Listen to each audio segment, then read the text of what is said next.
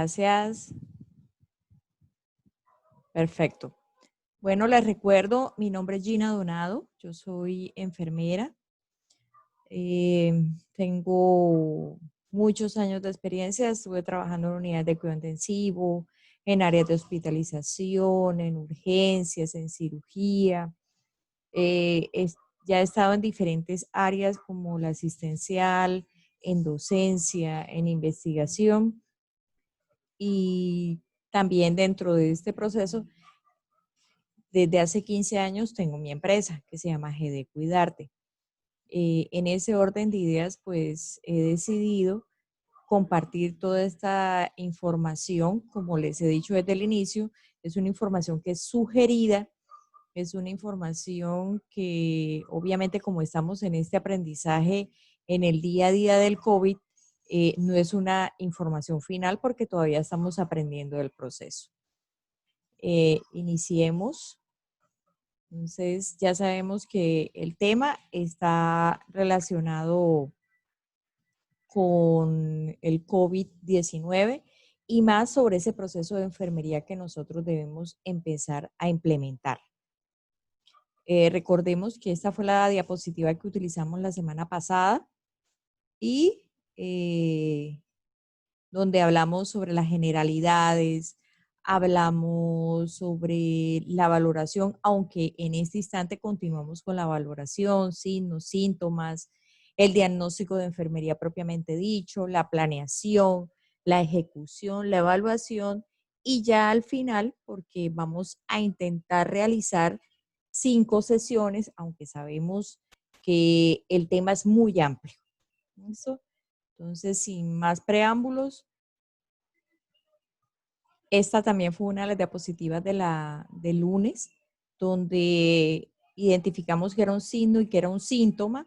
Los signos, recuerden que es una manifestación que es medible y los síntomas es esa manifestación que nos está dando el paciente como tal.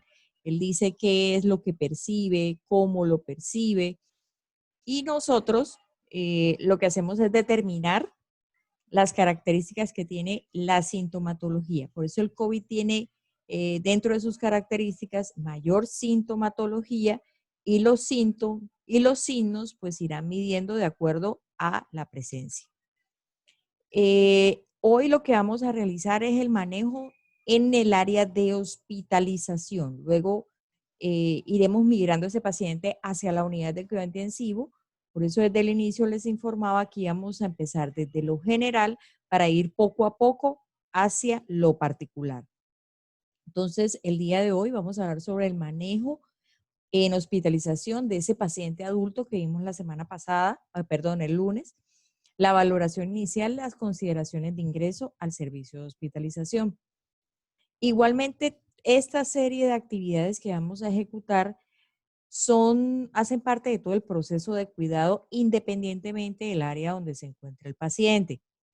Por eso consideramos vital que ustedes puedan observar cada uno de los datos que estamos mostrando.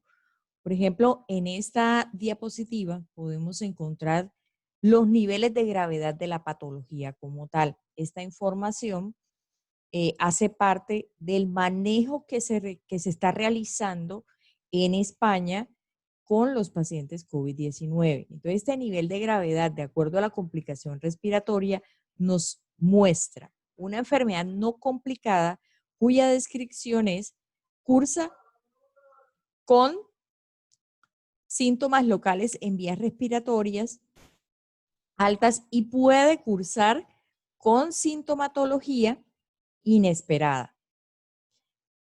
En este momento, pues el dato más importante que tenemos es la fiebre, el dolor muscular, los síntomas atípicos, específicamente en los ancianos. Por eso siempre se reitera el hecho de mantener al adulto mayor en el hogar. La neumonía leve lo que nos muestra es radiografía de tórax y sin signos de gravedad. Empezamos la medición de la saturación de oxígeno al ambiente, que debe ser mayor de un 90% y utilizan adicional una serie de monitoreos o de escalas donde encontramos el CUR B65. Este dato lo vamos a ampliar en la próxima capacitación, menor o igual a 1. En neumonía grave, fallo de más de un órgano y saturación ambiente menor del 90% y una frecuencia respiratoria mayor o igual a 30. El distrés respiratorio, los hallazgos clínicos radiográficos infiltrados bilaterales, más déficit en la oxigenación, donde estamos observando que ese distrés respiratorio leve nos está mostrando un 200 milímetros de mercurio menor en la presión alveolar de oxígeno y una fracción inspirada de oxígeno menor o igual a 300. Moderado, 100 miligramos, 100 milímetros de mercurio y una PAFI menor o igual a 200. Y en grave, una PAFI menor a 100 milímetros de mercurio. Si la presión de oxígeno no disponible, la saturación versus la fracción inspirada de oxígeno va a ser menor o igual a 315. Entonces ya estamos viendo que este paciente pasa de una situación clínica desde lo menos complicado, porque toda la situación es complicada, hasta una situación mucho más grave. En la siguiente diapositiva, ¿qué vamos a encontrar? El nivel de gravedad ya nos lleva a la sepsis. Recuerden que tenemos algo que se llama código sepsis. Aquí vamos a encontrar que existe una disfunción multiorgánica que puede ser identificada como un cambio agudo de la escala SOFA mayor o igual a 2 puntos. Esto también lo vamos a ver en las próximas clases. Con unas variables clínicas que indican una alteración del estado de conciencia con un Glasgow menor a 13 o desde 13 a inferior a 13. Una presión sistólica de 100 milímetros de mercurio inferior y frecuencia respiratoria de 22 respiraciones por minuto o superior. Insuficiencia orgánica puede manifestarse con las siguientes alteraciones: estado de confusión agudo, insuficiencia respiratoria, reducción en el volumen de diuresis, taquicardia, coagulopatía, acidosis metabólica y elevación del lactato. En el shock séptico vamos a encontrar como dato del shock hipotensión arterial que persiste tras volumen de resucitación y que requiere vasopresores para mantener una presión arterial media mayor o igual a 65 milímetros de mercurio y lactato mayor o igual a 2 milimoles por litro o 18 miligramos por decilitro en ausencia de hipovolemia. Fíjense que ya nos estamos enfocando hacia cuáles serían los diagnósticos que vamos a manejar. Como primera situación encontramos que el paciente ingresa con aumento de la temperatura. Por esa razón damos como primer diagnóstico hipertermia o adicional a los diagnósticos que vimos el lunes. Y el siguiente diagnóstico es ese déficit de volumen de líquidos. ¿Cuáles son los NOC para la hipertermia? Hidratación, termorregulación, control de riesgo y detección del riesgo. Los NIC van a ser regulación de la temperatura, manejo de líquidos, manejo ambiental, monitorización de los signos vitales. En cuanto al siguiente diagnóstico, déficit de volumen de líquidos, vamos a encontrar como NOC el equilibrio hídrico, hidratación, eliminación intestinal. Recuerden que otro de los datos que encontramos como sintomatología es aumento de la frecuencia de las deposiciones o la diarrea que manifiesta el paciente. Eliminación urinaria, estado nutricional, ingesta alimentaria y de líquidos. Y en los NIC encontramos manejo de líquidos, manejo de electrolitos. Fíjense que tanto en la hipertermia como en el déficit de volumen de líquidos estamos observando una intervención similar como es el manejo de líquidos. Manejo de electrolitos, monitorización de líquidos y manejo de hipovolemia. ¿Por qué hipovolemia? Vamos a revisar un poco de esa consideración científica que tenemos. ¿Qué es la hipertermia? La hipertermia se conoce comúnmente como la temperatura corporal que no supera los 40 o 41 grados centígrados, excepto cuando hay una lesión del sistema nervioso central por tumores, hemorragias, rara vez por insolación, y en este caso se hablaría de hipertermia si el paciente persiste durante un tiempo superior a 24 horas. Esta condición puede ser soportada por el ser humano por máximo 4 horas. Recuerden que siempre las personas dicen, yo desde ayer, Pero nosotros sabemos que si este paciente supera las 4 horas, sus pérdidas insensibles van a superar su capacidad para manejar la hidratación. ¿Por qué tiene importancia este diagnóstico? Porque la fiebre tiene una cierta clasificación y nosotros debemos recordar cuál es esa terminología científica para poder hacer los registros de enfermería de manera adecuada. Por ejemplo, la clasificación de acuerdo a la intensidad se define como febrícula y fiebre moderada. La febrícula es esa temperatura entre 37,5 grados centígrados y 38. Y la fiebre moderada oscila entre 38 grados centígrados y 39 grados centígrados, persistiendo en 39 grados centígrados. Según la forma de la curva, vamos a hablar de fiebre continua, remitente, intermitente, recurrente y ondulante. La continua, la oscilación diaria es inferior a 1 grado sin que llegue a un nivel normal. Las remitentes son las oscilaciones diarias mayores de 1 grado centígrado. La intermitente es una temperatura que desciende y luego aumenta. Las recurrentes son episodios de fiebre por encima de 38 grados centígrados alternados con periodos de temperatura normal por días o semanas, pero recurrente porque nuevamente se presenta en días o semanas. Ondulante es una curva integrada por periodos de fiebre continua que va descendiendo paulatinamente. En cuanto al déficit de volumen de líquidos o a esa alteración del volumen del paciente, nuestro organismo siempre está perdiendo y recibiendo líquidos. Por eso nosotros hacemos balances de líquidos ingeridos y eliminados para mantener la homeostasis en el paciente y mantener la volemia o normovolemia. ¿Cuál es la importancia de esas pérdidas o egresos? Tenemos pérdidas asociadas a algo que el cuerpo siempre va a presentar, como las pérdidas insensibles. Esas pérdidas insensibles también van a tener unas características propias o una numeración. Esto es sugerido, porque de pronto en sus instituciones o en su revisión científica tiene unos valores diferentes. Ustedes pueden utilizar un valor de referencia de acuerdo a su institución, pero estos son sugeridos. Teniendo en cuenta las pérdidas insensibles en condiciones basales, el pulmón pierde 5 mililitros kilogramo día, la piel 6 mililitros kilogramo día y ambas son en aproximación. Por cada respiración mayor de 25, recuerden que estamos hablando de un paciente que tiene una patología respiratoria, en un minuto el paciente puede perder de 0,2 a 0,3 mililitros por kilogramo hora.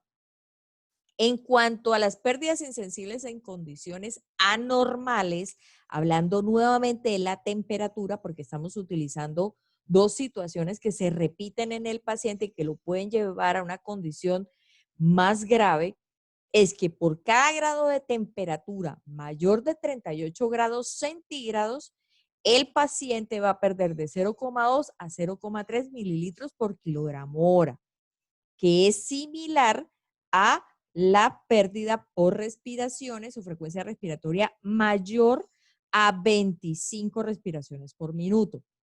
Y las pérdidas concurrentes tienen que ver con ese paciente que, aparte de la patología como tal, puede tener una lesión donde es necesario realizar curaciones y colocar apósitos. Y por eso esas pérdidas concurrentes pueden estar alrededor de 40 mililitros.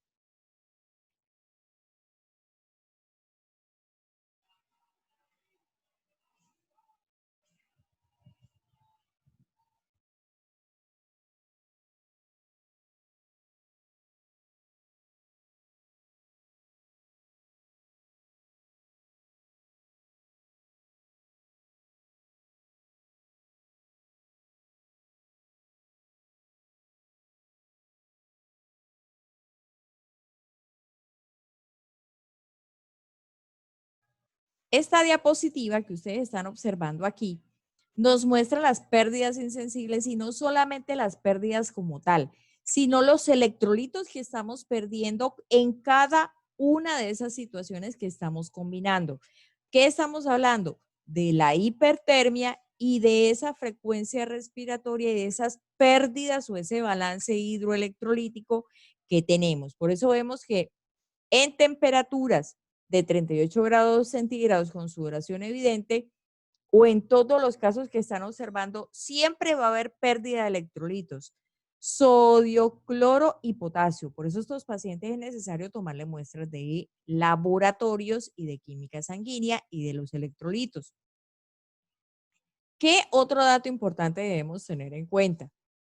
Que para poder reponer esos electrolitos yo necesito saber cuál es la composición de los cristaloides que voy a utilizar. Esta imagen es simplemente para recordarles que cada uno de esos sustancias cristaloides que vamos a utilizar tiene una composición química que va a ayudar a reponer la pérdida electrolítica.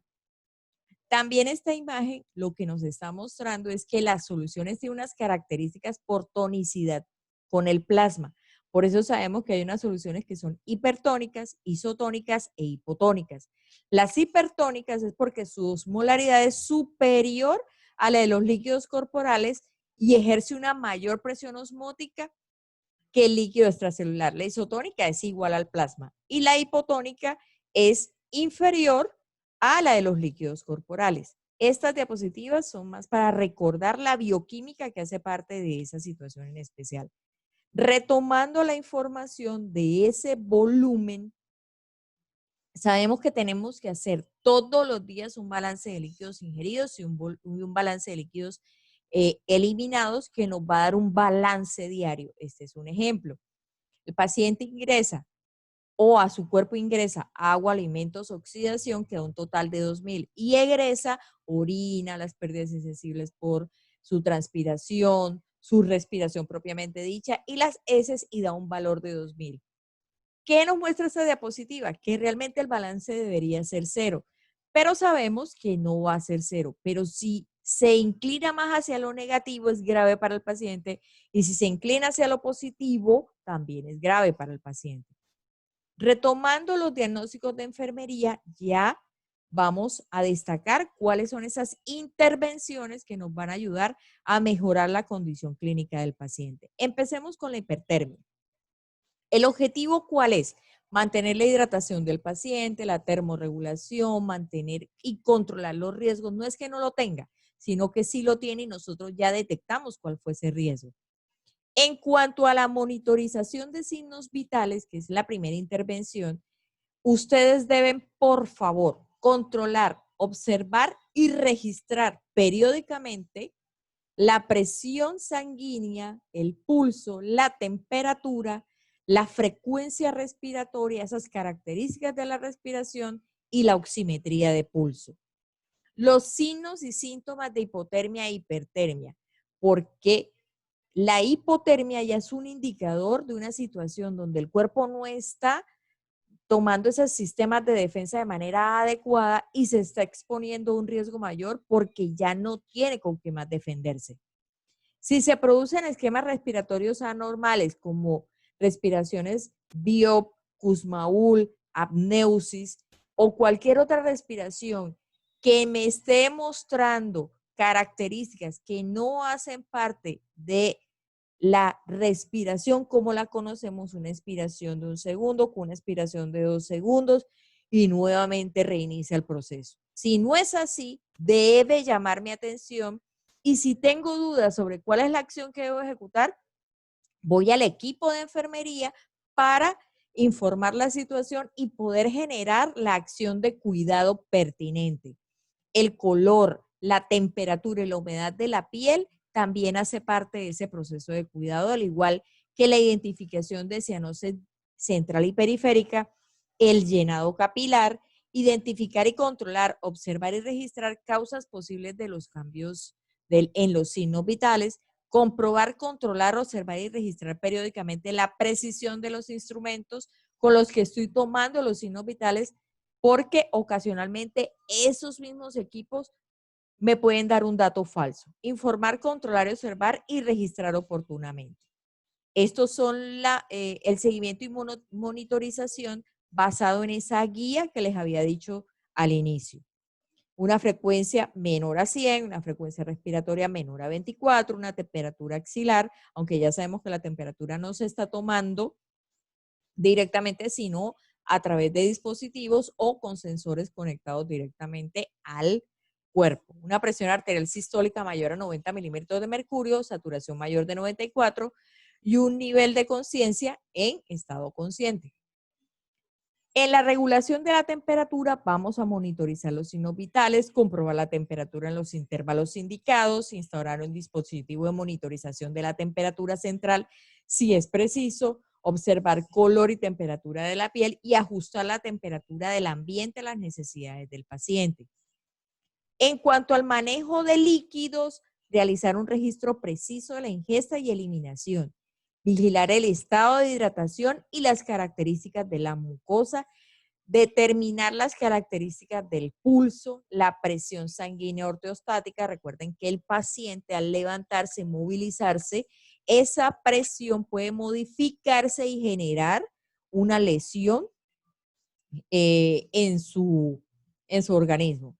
Controlar resultados de laboratorio relevantes en la eliminación o retención de líquidos, como puede ser boom, disminución del hematocrito y aumento de los niveles de osmolaridad en la orina, monitorizar los signos vitales, observar si hay indicios de sobrecarga, retención de líquidos, controlar la ingesta de alimentos líquidos y calcular la ingesta calórica si procede. Administrar los líquidos endovenosos según la prescripción, pero con vigilancia.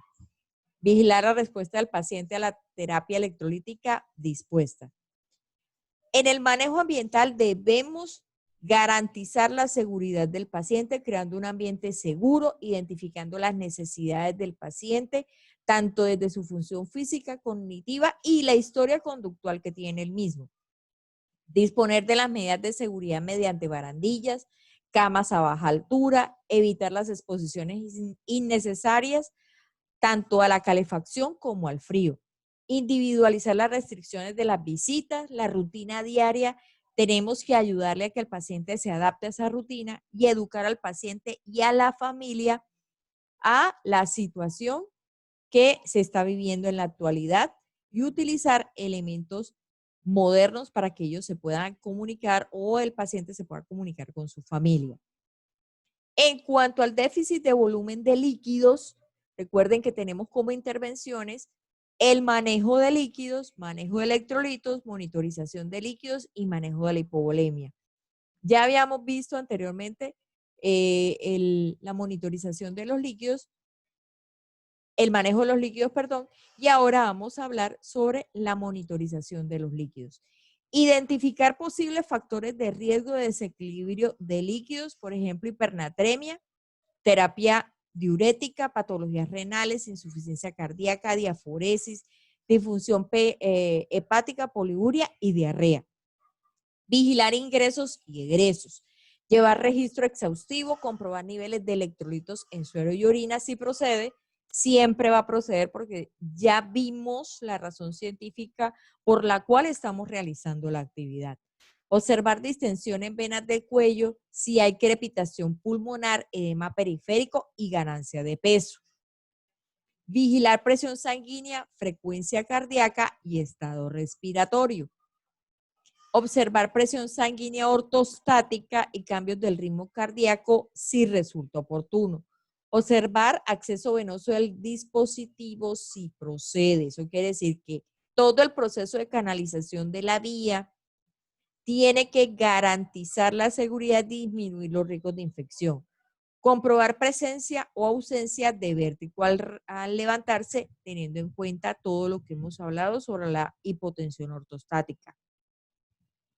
En la siguiente intervención está relacionada con el manejo de la hipovolemia, porque si mi paciente está hipertérmico, aumenta la frecuencia respiratoria, pues el riesgo es de hipovolemia y por eso debemos comprobar el estado de líquidos teniendo en cuenta el balance de líquidos ingeridos y eliminados, comprobando esos ingresos y esos egresos. Mantener una vía IV permeable, observar los niveles de hematocrito y hemoglobina, vigilar la pérdida de líquidos por sangrado, vómito, diarrea, transpiración y taquipnea. Vigilar los signos vitales, calcular las necesidades de líquidos según la zona de superficie corporal y el tamaño de la quemadura. Esto es en situaciones donde el paciente esté expuesto a algún riesgo o que durante el proceso de cuidado haya sufrido algún tipo de lesión o alteración de la integridad cutánea. Controlar la respuesta del paciente a la estimulación de líquidos, administrar soluciones hipotónicas o isotónicas, ya lo vimos. Observar si hay signos clínicos y síntomas de sobrehidratación, exceso de volumen de líquidos y vigilar por si hubiera signos de insuficiencia renal, aumento del BUN, creatinina, mioglobinemia y disminución de la diuresis si es el caso. Este fue el resumen del día de hoy. Como les digo, todo esto es un proceso sugerido, todo esto son cuidados sugeridos y espero que puedan ustedes dentro de sus instituciones poder ir ampliando la información y estamos atentos a todas las sugerencias y recomendaciones. La próxima jornada la vamos a realizar el día 8 de junio a las 8 de la noche, hora Colombia. Vamos a revisar aquí un momento. Les agradezco de verdad toda la atención que han tenido con respecto a la actividad. Es muy importante que ustedes sigan participando del proceso, que estén atentos a todo lo que vayamos realizando y que podamos seguir creciendo en este proceso. Reitero, son actividades que son sugeridas. Del COVID no se ha terminado de decir absolutamente nada.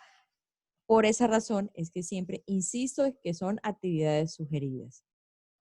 Vamos a permitirles que puedan comentar. Pueden activar sus micrófonos si tienen alguna sugerencia, alguna recomendación o si todo quedó claro, pueden escribir por el chat. Recuerden que al final de todas las jornadas, ya de todas las 5 jornadas que vamos a realizar, se les va a hacer el envío del respectivo certificado. ¿Tienen alguna duda, alguna inquietud, alguna pregunta?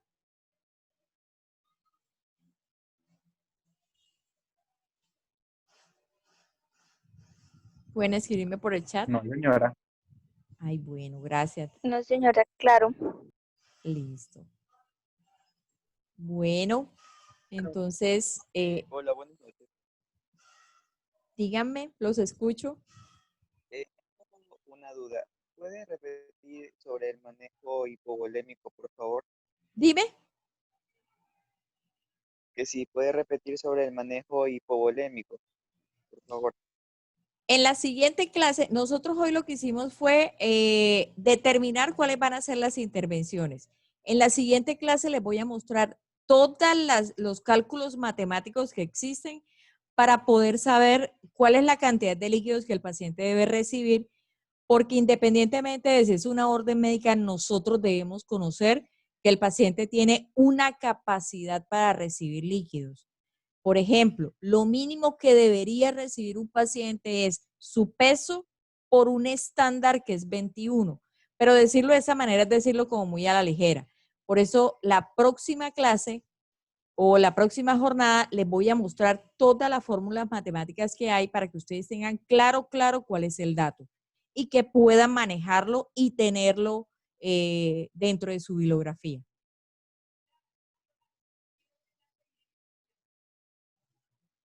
¿Alguna otra inquietud?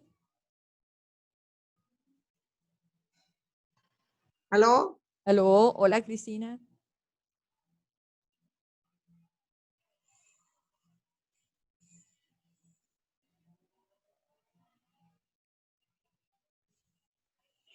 Que muchas gracias por su información, Gracias.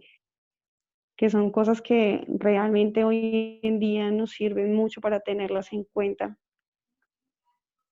y para poder aplicarlas también y poder saber un poco más sobre el tema y la situación en la que estamos viviendo. Entonces sí es como algo más para para nuestro futuro y de hecho para lo que estamos viviendo hoy en día. Muchas gracias. Muchas gracias a ti, Joana, por tu tiempo. Como les digo, siempre vamos a ir desde lo general a lo específico y ya en la próxima clase, recuerden que son 40 minutos que debemos utilizarlos al máximo y uno, para no saturarlos de información y dos, porque prefiero hacer muchas más capacitaciones, pero que toda la información nos quede como más clara. Entonces, el próximo tema se va a manejar exclusivamente en esa parte matemática de lo que es la hipovolemia, porque sí necesitamos que el balance de líquidos del paciente quede muy claro. Señorita Cristina, ¿Me dígame. escuchas? Sí, señora, sí te escucho. Cristina, Sí, señorita. es que la duda mía consiste en que estamos hablando de un paciente que está en una unidad de cuidados intensivos, no está recibiendo alimentos, solamente se le está manejando el balance de líquidos parenterales. Solo es ingesta. en este momento solo es el paciente que ingresa a hospitalización. ¿Te acuerdas que el señor ingresó por urgencias? El que vimos la semana pasada. Y en este caso ya está en hospitalización. Entonces, en la siguiente clase vamos a manejar ese paciente cuando ingrese a la unidad de cuidado intensivo. Ajá. ¿Listo? Me escuchaste ya, gracias. A ustedes les deseo una feliz noche. Excelente. Mil gracias por Excelente. su importante atención. Chao, Vivianita, ya te vi juiciosa. Chao. Nos vemos. Muchas gracias. A ustedes. Muchas gracias, buenas noches. Buenas noches. Buenas noches, gracias. A ustedes. Gracias, feliz noche. Feliz noche a todos.